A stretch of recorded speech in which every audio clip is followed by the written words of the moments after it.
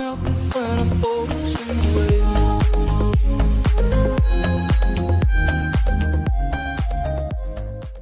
Today on Nova Legends podcast, I have Jason Sterling back again. He's our local guru on Northern Virginia high school football. Jason's going to preview the regional finals this week. It's an incredible weekend of football, Friday, Saturday. So hopefully you can go out there and catch 2 games. Jason, happy Thanksgiving. Yeah, thanks, Julian. Happy Thanksgiving to you and your family as well. Appreciate you having me on. Oh man, it's great. Well, Jason, first I thought we talk a little bit about how to approach handicapping the playoffs. I mean, are all the things you use when you're looking at regular season games, home field advantage, coaching experience, seniors, obviously whether the teams, how their strengths and weaknesses match up, whether a running team's going against a pass defense or whatever. Do you approach playoff football any different than regular season? Yeah, in a way I do, Julian. I always fall in love with teams that have coaches that have experience in the playoffs. Mm-hmm. You've got to think you're dealing with 15 to 18, maybe 19 at this point on the outside, but teenagers that don't always listen and do what you expect them to do, right?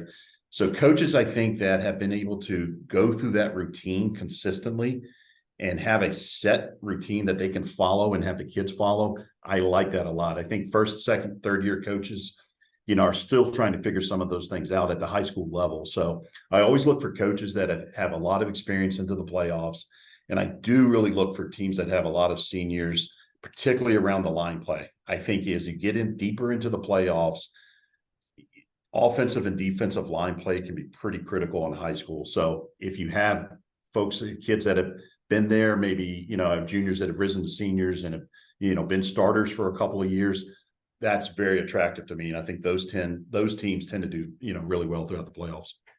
How important do you think the home field advantage is in the playoffs? I mean, everyone's up for the games. Some of the games, for example, Freedom and Battlefield, they're probably 15 miles away from each other. It's not a far drive. And Battlefield, I mean, they're going to bring a crowd. Is a home field advantage that important in the playoffs? I think it is. Maybe it's not what it would be at a big college environment, right? But I do think, again, because you're dealing with young kids, little idiosyncracies that happen. What tunnel are they running out of? What time do they have to stand for the anthem? Which captains are being selected today? The announcer's a little different. You couldn't hear. All these types of things really get into, and I think it does at times. For a young person, can get into their mindset. So I think there's always a comfort level of playing at home. The field, you sort of know the noise. The ambiance that's going to occur around it. And I think even at a young age for a high school kid, it can affect them. So I do think it's something, and it's great always to see a large contingent of people cheering for you. So.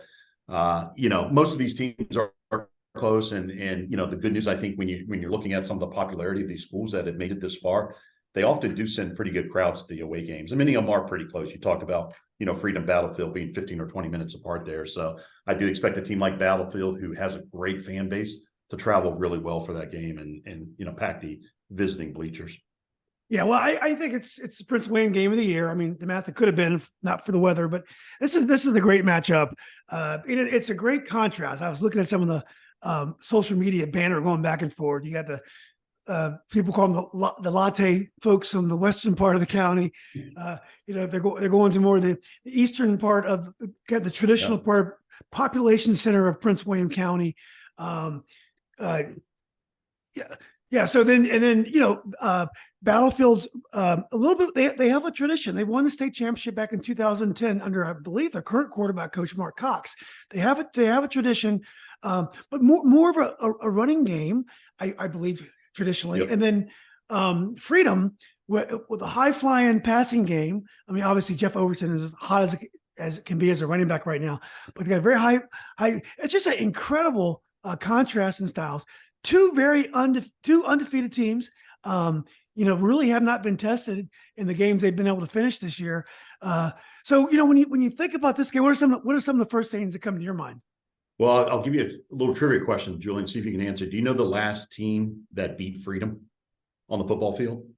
Yep, it was it was the semifinal. It was probably was it regional final or semifinals 2 years ago?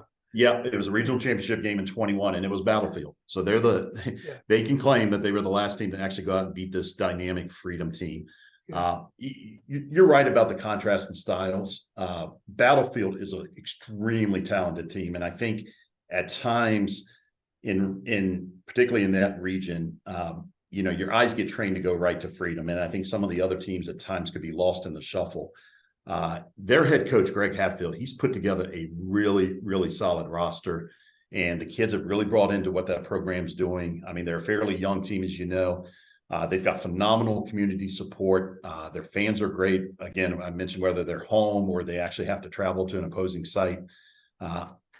They are a really, really solid team. They've got tremendous athletes too. It's not just, a good coaching staff that pieces it together. Their receiving core, within that region, maybe the second best behind Freedom. They've got a couple guys. I'll just give you a couple names here: Brandon Binkowski, Braden Boggs, Bryce Banning. I guess you've got to have a B at the beginning of your first name and last name to play receiver for these guys. But they're tough, Julian. They're not an easy out for anybody.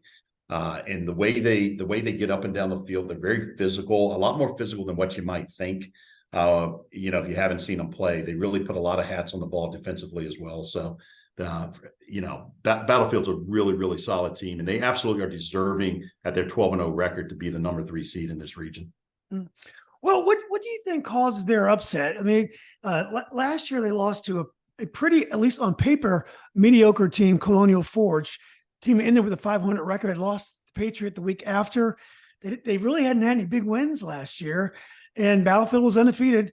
And I mean, again, Hatfield's got a great record. He was a winner at Eastern View and Culpeper as well. Yeah. And they just laid an egg.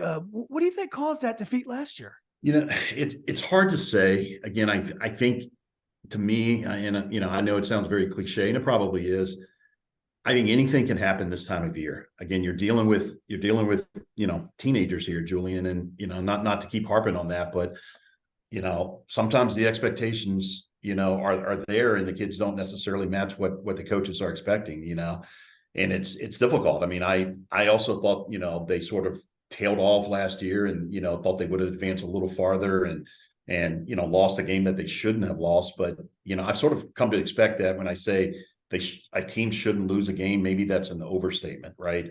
Yeah. I think at this point, particularly as you get into regional finals, state semifinals, or obviously finals, state finals, it's true that anything can happen. And it's been proven time and time again. I certainly think you have some teams that, from a talent standpoint, maybe even a coaching standpoint, are above other teams, but you've got to put it together for 48 minutes onto that field, and play 4 quarters. And high school football is very funny. Momentum starts to shift one way or the other, and kids can hang their head and think, hey, wow, we've never been down by 10 points. What happens? And maybe they're not able to mentally to recover from that, and oftentimes in these teams too, Julian, as you know, particularly offensively, many of these teams lean on 2, 3, 4 good players that carry them. And if, you get an injury, or maybe that player's just not having a great game, that could really set a team back. So I'm not sure if that's what happened to Battlefield last year, but I expect a different type of Battlefield team this year coming out, and really trying to put a test to Freedom, a very phenomenal Freedom team. Yeah. Well, how is Freedom playing this year? Now, I watched them play a lot last year because I was so intrigued by their scores. This year, they really haven't played any tough games in a long time. I think there was one game it took a while for them to assert their dominance, but they finally did, and then the dam kind of broke. But so I know Jeff Overton had 300 yards last year. It looks like Juju Preston, he's having a great year, and it's hard to start talking about their players because there's so many great players. You don't want to shortchange people, and the quarterback Tristan Evans Trujillo. But yeah. What kind of team is Freedom this year? Are they as strong as they were last year? Have these wins been almost too easy for them? I think they're as strong offensively as they were last year, and as you're well aware, last year's offensive team set multiple state records, and even very close to some national records for scoring output, total number of touchdowns scored on the year. I think Tristan Evans Trujillo, I believe, set the state record for the number of passing touchdowns in a single season, and came very close to the total touchdowns from a quarterback position. I mean, they've got an embarrassment of riches, Julian. I mean, you mentioned Juju, Preston. All of their receivers have Power 5 offers. Elijah Reed's going to Wake Forest. Cam Courtney's going to Indiana. Preston's got multiple, probably a dozen Power 5 offers. I don't think he's selected a school yet. Their tight end Aaron Duncan's got offers from Vanderbilt and Virginia. And you mentioned Jeffrey Overton, their running back, Coach Overton's nephew. He very well may be the best running back in the state. So, when you put all of that together, offensively, they really put a product on the field that's hard to match. And Battlefield's going to have to be on their game to do that. I think this year, because the scores have maybe been just a little bit less than what they did last year, they were dropping, 70, 80, 90 points on a lot of teams last year. And they're, this year it's more in the 50s and 60s. We may have sort of pushed them to the side a little bit in our own heads, thinking that, are they struggling a little bit here? They put together a perfect record. As you know, they started that game with the Matha. It didn't officially get finished. And the Matha's a great team, and they were going toe-to-toe with them. I think they actually held the lead when that game was called. And here's another thing about their quarterback, who I think is probably very underrated.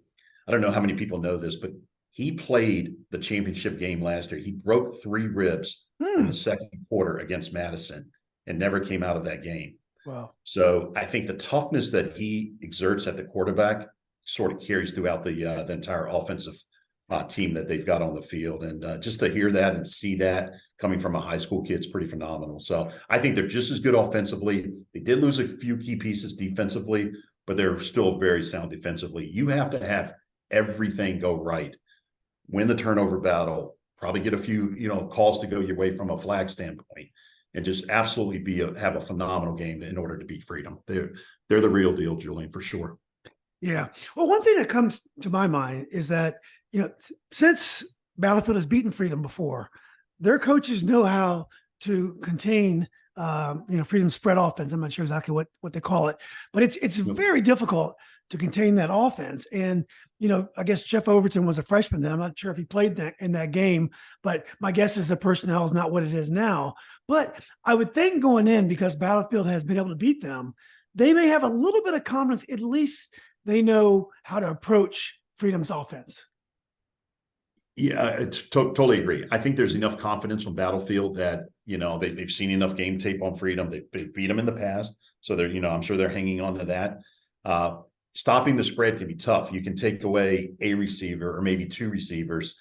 And if you try and do that, then you've got Jeffrey Overton, who maybe, taking the ball on a carry, maybe on a draw or an end around or something like that. And it's hard. I mean, he's averaging 170 yards on the ground a game, and you consider this team as a passing offense. So it's difficult. They have so many weapons. I think it's just hard to most high school defenses, and this is true for Battlefield or anybody else you stack up out there. They just don't have the numbers of superstars to match up with Freedom's offensive superstars. I mean, it's very hard to do. You'd have to have, 6, 7, 8 guys from a linebacker standpoint or a defensive back standpoint or a safety standpoint, that would be playing at the next level in order to do that. And that's hard to put a roster together like that. I think Freedom's got the edge offensively in this one for sure. Yeah.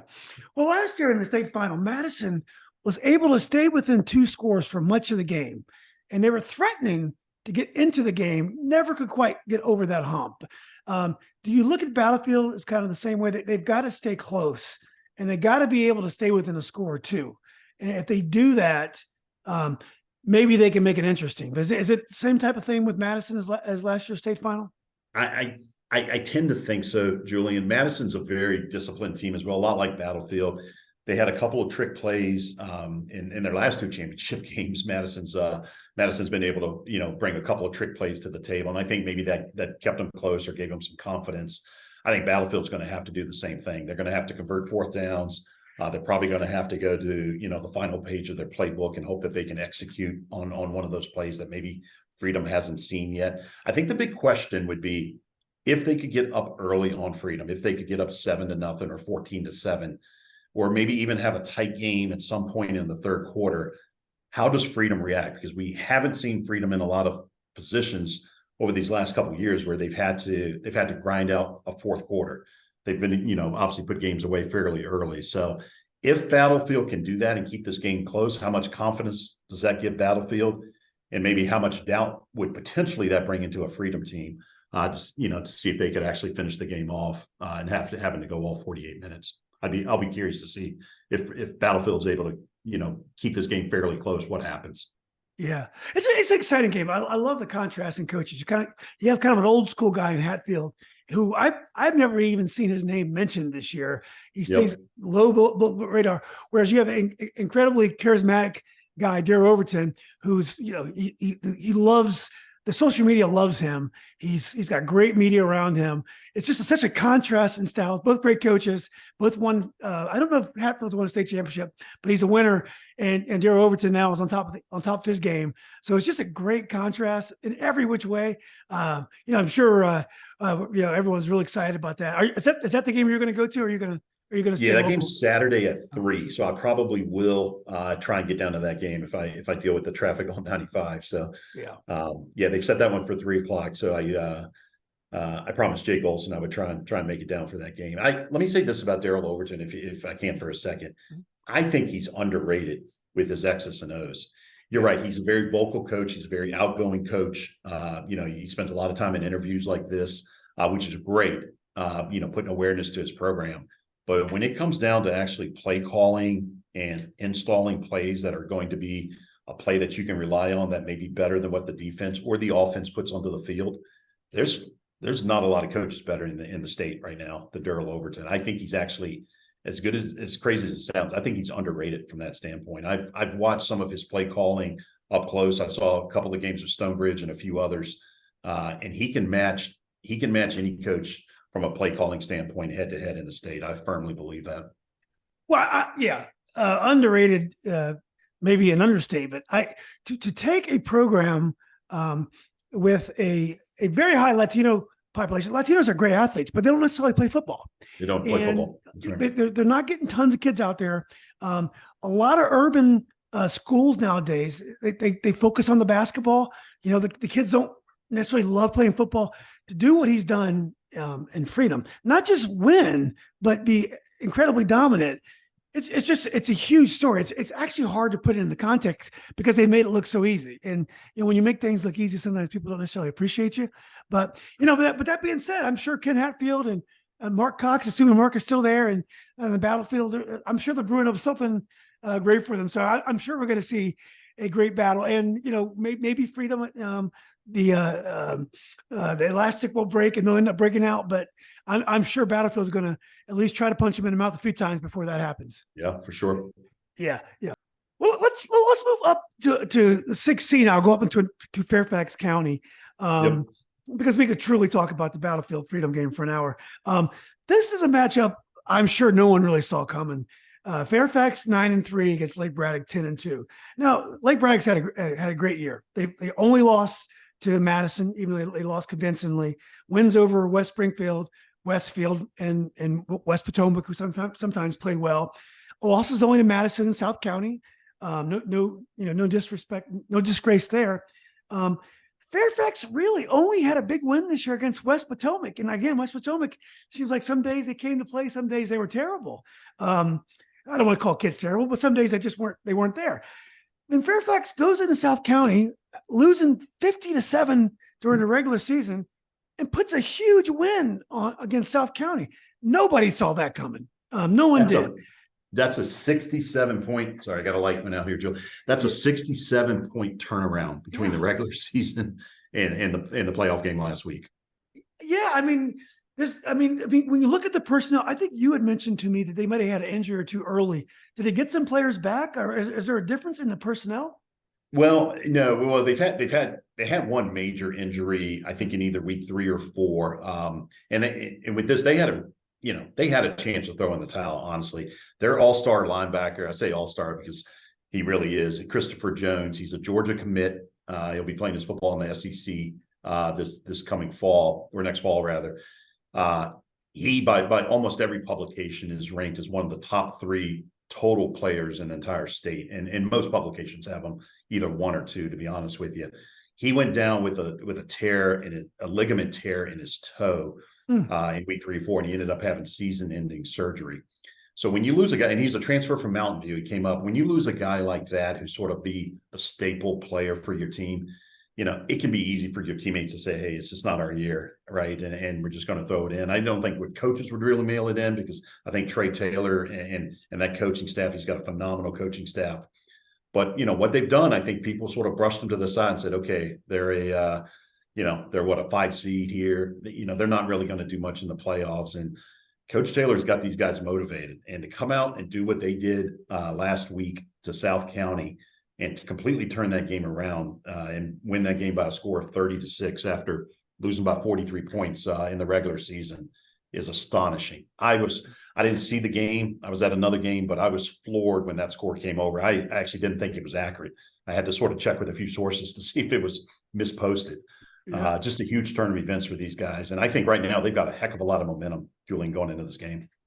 They have nothing to lose. They have a great tradition built over at least a few years that they've been definitely on the upswing. And you just wonder whether there was a tactical win. Did they find something that they could do differently, or it's so interesting. On the other side of the ball, Lake Braddock has been very consistent all year long.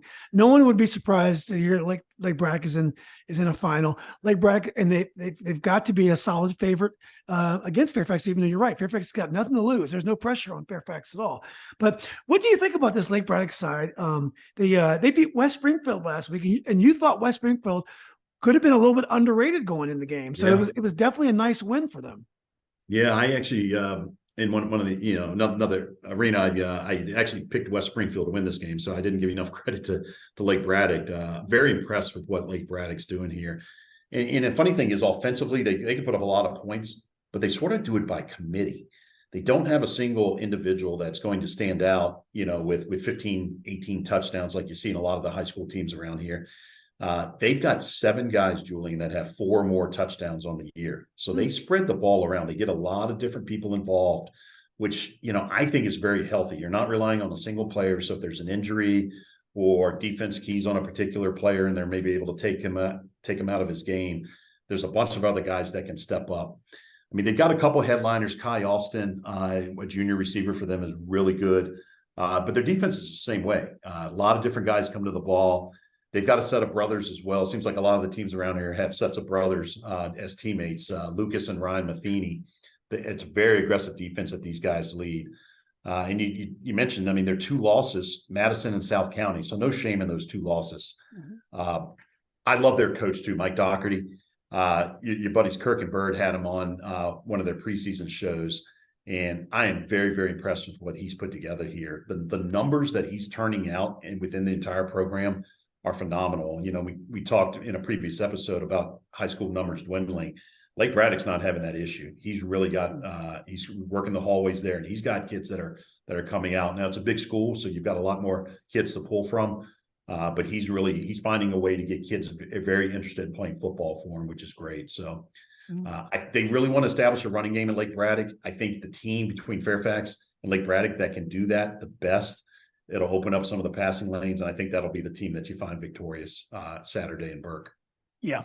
Well, I did see Lake Braddock against Madison, and I think I felt Lake Braddock could move the ball. They definitely belonged in the field with Madison. I thought the big difference was, to me, is Madison had already played Stonebridge, and I felt like they were just more in midseason form. That's such a big win. That was a big confidence booster for the program. I didn't leave the field thinking that Lake Braddock couldn't play with Madison. So I definitely think Lake Braddock has a talented team. They have a running game.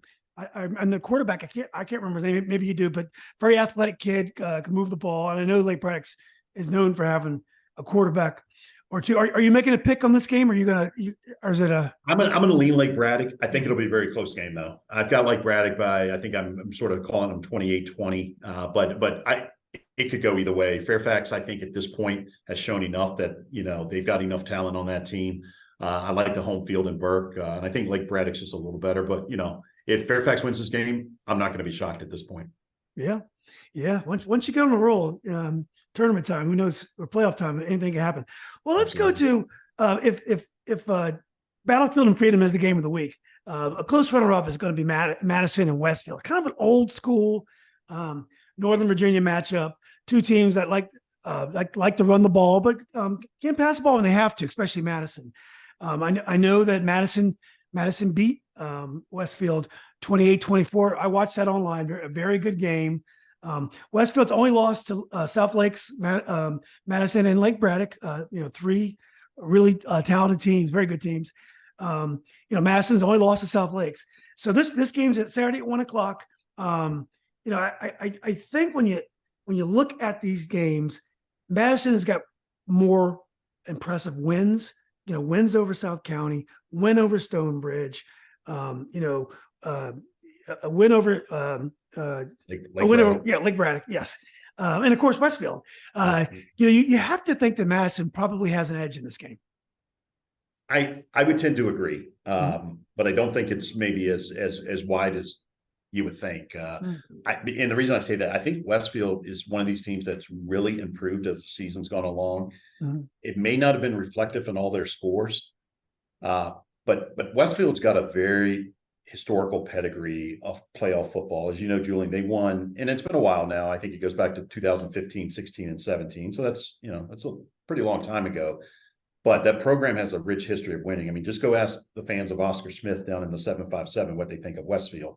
And they'll tell you very loudly what they think of them, because they beat them 3 consecutive times for state titles. Westfield did. So Kyle Simmons, their head coach, has put together a phenomenal program. And I've learned over the years, never count Westfield out of anything. They just got a rich history. They play hard-nosed football, and they have a lot of great athletes that come through that program. The last couple of years had been down a little bit for Westfield. So I think to see them back in a regional championship game is absolutely phenomenal at this point for Coach Simmons and that team.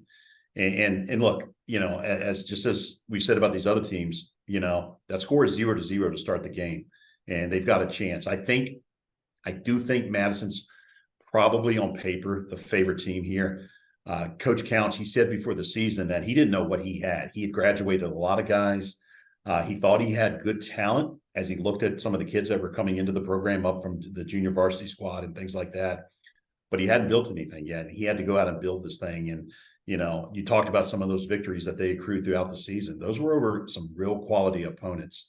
And they lost their top receiver, moved out to Colorado to play for a high school team out there. They lost their top running back to graduation. They got a new quarterback this year. So from an offensive standpoint, they've had to put a lot of new faces into new positions, and to see them here at 11-1 with that only loss coming to South Lakes late in the season, and they lost by 5 points.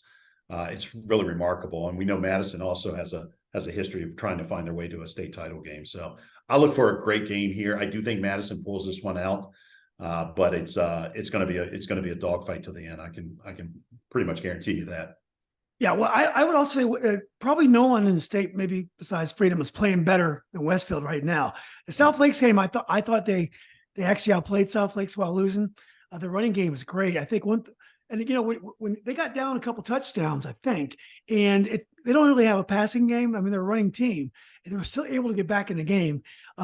They played against South Lakes with complete confidence. They blew out. Washington Liberties have been playing pretty good ball all year long. Had beaten Yorktown, a team that upset South Lakes. They destroyed Washington and Liberty in the playoffs. I kind of think that Westfield has got momentum. I would probably, haven't seen both teams live, I'd probably give the advantage to Madison because they can throw the ball too. And I feel like Westfield probably has to rely on the running game more than definitely more than Madison does. But I agree. I think it's going to be a great game. That's at 1 p.m. on Saturday. Well, let's go to your home territory. And this is a game where you're allowed to be biased because you have a rooting interest. Briar 8-3 Briar Woods is traveling to Stonebridge. Stonebridge is another team as hot as a firecracker. Hard to tell exactly where this Stonebridge team is because they really haven't played any high level teams other than Briar Woods in a long time. But right. The scores have been decisive and they've been winning. Briar Woods, really, really solid year. Not sure they had a lot of, quality wins this year, but they're in the playoffs and they have a big chance to turn the tables on Stonebridge. They do, and these teams played. I think it was right for Halloween, the week of Halloween. It was a fairly dominant performance by Stonebridge, but it wasn't one where you could just write off Briarwoods and say, okay, well, if they rematch, Stonebridge has this thing in the bag.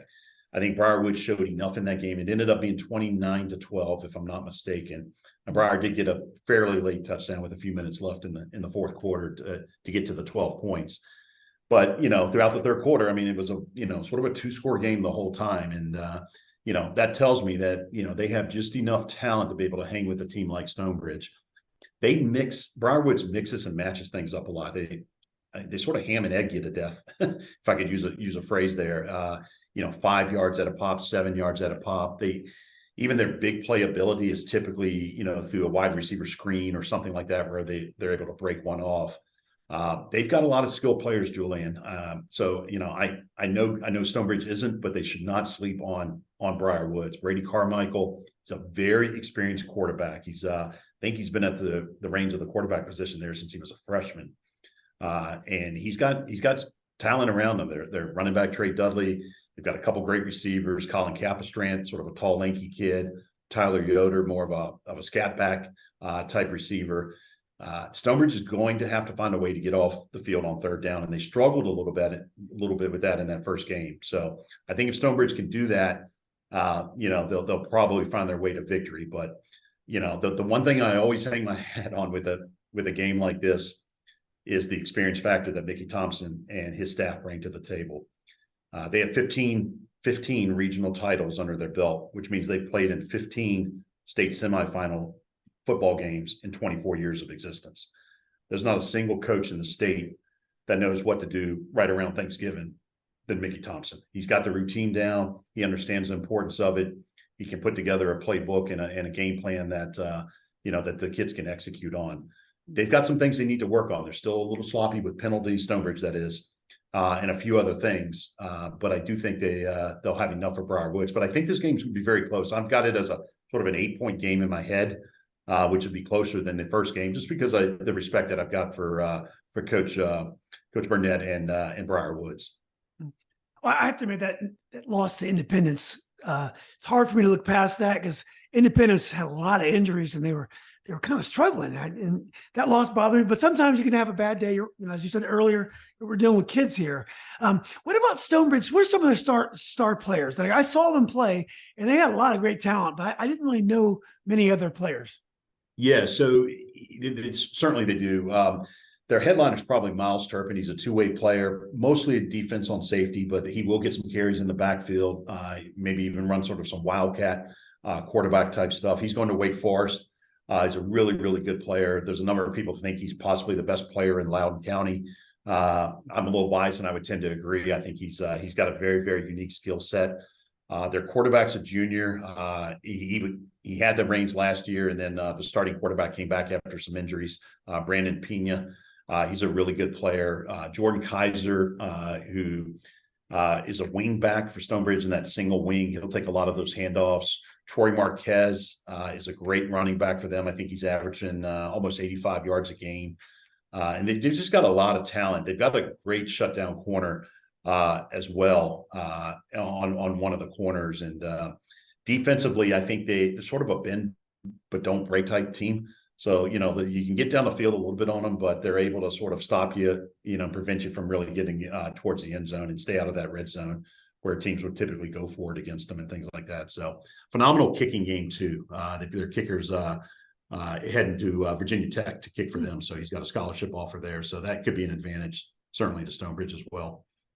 Yeah, it would be a great story if Coach Thompson can turn an 0-4 start into a state championship. And I know. He's only Madison turned an 0-3 start last year into a state final. That's right. So it's feasible, Julian. And that schedule, as you know, we talked about it before. That's a tough schedule they came out the box with, but it would be nice to see that for Coach Thompson. I think he had to really fight to keep this team glued together, right? I mean, when 0-4 is out there, whether you can say the right things, but it settles in. It settles into kids' heads. It settles into parents' heads. Everybody wants to know what's wrong. Is Coach Thompson past his prime? Are the kids not good enough? Everybody starts questioning everything around a program when you start 0-4, particularly a program like Stonebridge, who's got a great legacy of winning.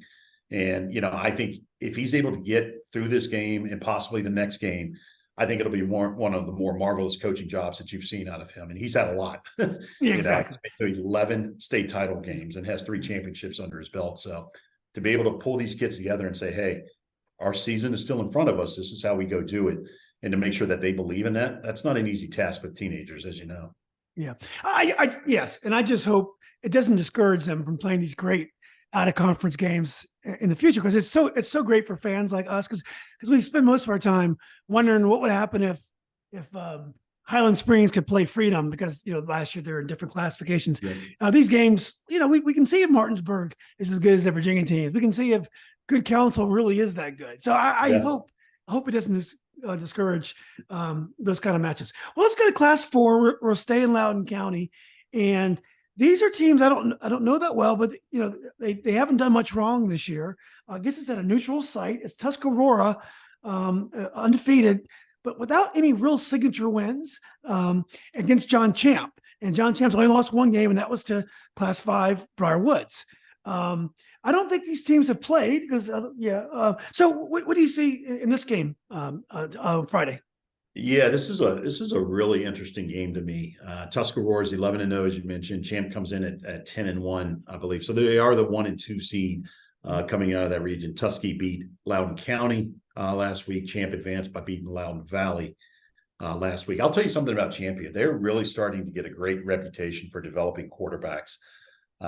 Coach Jason Dawson is consistently producing good quarterbacks coming out of the school in Aldie here. They had Patrick Bryan the last few years. Before that, they had a kid by the name of Tyler Savage who went on to East Carolina, and I think he became more of a I think he was more safety and wide receiver or tight end even at ECU. But he played quarterback for them. They've got another good one this year, which is my point. Dominic Plush. He's only a sophomore, and he appears to be the next great quarterback that could come out of John Champe.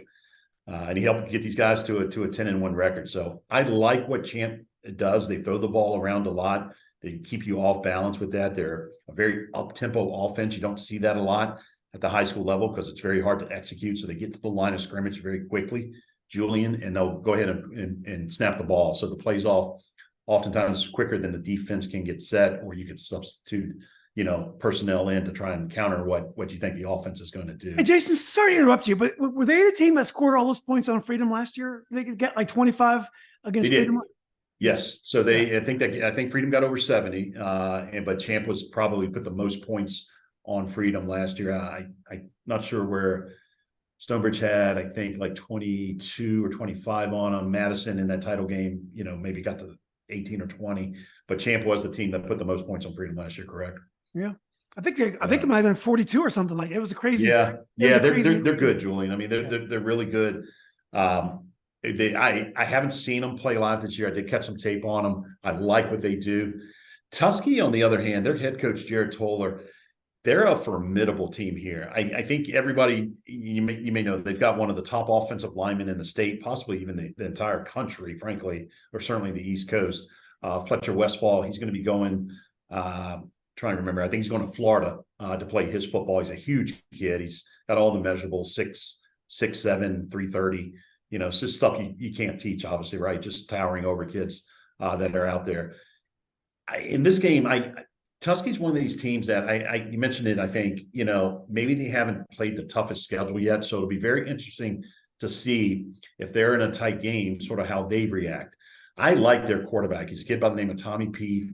He's very, very mobile. He's a small kid, very slender. I think he probably weighs $150, but he is a hard runner for his size. And I like what he does when he gets the ball and he sort of, fakes a handoff and then he'll cut around to the edge.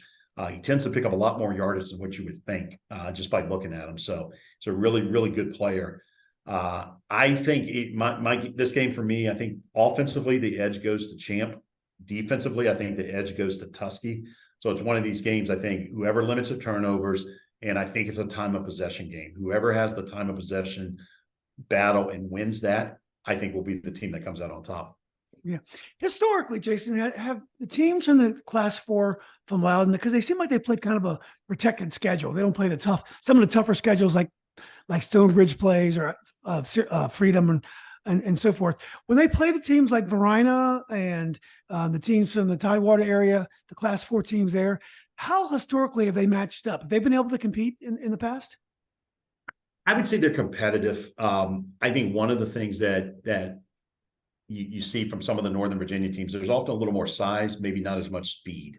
And I think that's the thing that it takes a while to adjust to. Coach Thompson at Stonebridge talked about this all the time when he would go down and have to play a Lake Taylor or a Phoebus. Some of those teams, as they were building their program, the one difference for his kids was the speed, right? They thought they could take an angle to a ball carrier and all of a sudden the ball carrier's by you because they just weren't used to seeing that type of speed. And I think some of the Loudoun teams, that's the biggest struggle when you get into a state semi or state championship game, is trying to adapt to the speed of the game and some of the skill players that the other teams put out. The interesting thing though, Tusky or Champ, whoever wins this game will actually have home field in the semi. And that's a game between Salem and EC Glass. So the winner of that game will actually have to travel to Loudoun County, which could be an advantage because both of those teams are fairly far away. So you got about a 4-hour bus ride to bring those teams here to Loudoun County. So yeah, well, that's gonna be big. Well, yeah, well, that's gonna be great. Well, look, Jason, thanks for jumping in here on the day before Thanksgiving. I know it's a busy time, but it's exciting weekend of high school football. I'll be at the Stonebridge game, so I'll try to find you. I know you're working there, but I'll try to at least try to find you for a minute to say hi. And I plan on going to the Freedom game. I don't know if I can hang out with Jay Golson there because people might be I'll cover him for you. I'll hang out with him that way you don't have to. But next time you owe me. Exactly. People are going to be throwing things at him. So if it doesn't go too well for Freedom, which I'm sure it probably will. But anyway, listen, it's an exciting time. We got some great teams you just went through. It's great for these kids, and it's tough for the teams that don't make it. They hang their hat up, and that's it for the season. But it's awesome for those teams that can have a chance to play on to a semifinal and possibly even a championship. So it's a rare thing to get a ring in high school sports. It's not easy, man. It's a lifetime memory. And I mean, our playoffs are watered down, but at least when you get to this stage, you have to be good to be still alive. So you can't take anything away from the teams that are still alive. So, right. Yep. So anyway, Jason, again, I appreciate you doing this. Good luck with your picks, and I'm sure I'll be talking to you soon. Yeah. Happy Thanksgiving to you and your family, Julie. You too, Jason. You as well. Thanks. All right, buddy. Thanks, man.